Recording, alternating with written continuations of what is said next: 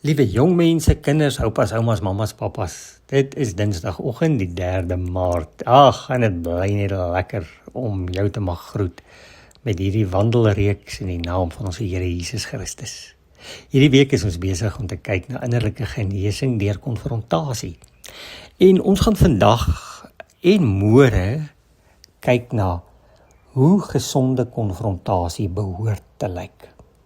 En dit impliseer natuurlik, daar is ook 'n ongesonde manier van konfrontasie en daarna gaan ons natuurlik bietjie later kyk in die week, donderdag en vrydag. Maar vir vandag gaan ons na 3 punte kyk van hoe gesonde konfrontasie behoort te lyk. En dan môre vat ons die ander 2 en dan vat ons dit vir die res van die week weer verder met hoe dit eintlik dalk nie moet lyk nie. Nou ja, hoe gesonde konfrontasie daarna behoort uit te sien. Nie alle konfrontasie is gesond en genesend nie. Gesonde konfrontasie het die volgende kenmerke. Daarom wanneer 'n mens iemand sou konfronteer, toets dit aan hierdie kenmerke. Gesonde konfrontasie soek die ander een se belang. Ek sê nie dinge net om uiting te gee aan my gevoelens of my aggressie of my irritasies of frustrasies nie. Nee, ek is deeglik bewus van die negatiewe gedrag of gesindheid van daai persoon en ek konsentreer daarop nie om die persoon seer te maak of om my geïrriteerdheid of aggressie op hom of haar uit te haal nie. Ek probeer vir hom of vir haar wys dat dit in haar en in sy eie belang is om te wil verander, om anders op te tree. Hoekom? Dit begin by vriendelike, liefdevolle ingesteldheid en gesindheid wat alleenlik by ons wakker gemaak word en aangevuur word deur die Heilige Gees.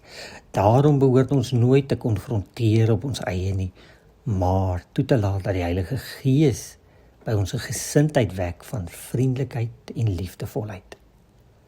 As ek aanvallend, veroordelend of verwytend optree, sal die ander persoon homself, haarself begin verdedig.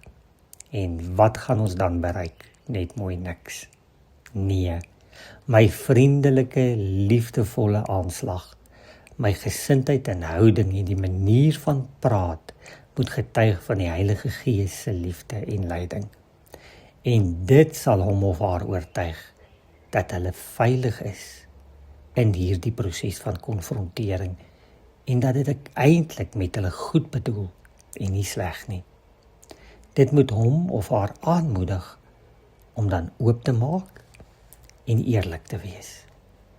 Gesonde konfrontasie beteken dus om eerlik en opreg met jou medemens om te gaan, maar in vriendelike liefdevolheid. As 'n mens kyk na tekste soos Spreuke 24:26, Spreuke 27:6, dan staan daar: iemand wat eerlik antwoord is 'n ware vriend. Op 'n vriend wat jou seer maak kan jy reken. Hierdie tekste wil eintlik maar net sê, ons moet baie keer konfronterend optree, want dit getuig eintlik van opregte vriendskap, opregte omgee, opregte liefde. Praat vriendelik maar reguit en eerlik. Moenie aggressief wees en allerhande veralgemenings maak nie. Praat direk en eerlik. En wees opreg in jouself. Jy moet die ander persoon oortuig dat jy sy vriend is, dat jy vir haar lief is en dit met hom of haar opreg bedoel. En mag die Heilige Gees jou daar naby wees. Onthou, die doel is nie om hom of haar seer te maak nie, die doel is dat die persoon introspeksie sal hou, sodat hulle kan verander om 'n gelukkiger mens aan die ander kant uit te stap. Kom ons bid dit vir mekaar. Kom ons bid saam. God, Heilige Gees, hoe sensitief is hierdie onderwerp van konfrontasie nie? En hoe sal ons ooit konfronteer as dit nie deur U gerig en gelei word en as dit nie in sagmoedigheid en in nederigheid en in liefde en in vriendelikheid geskied nie.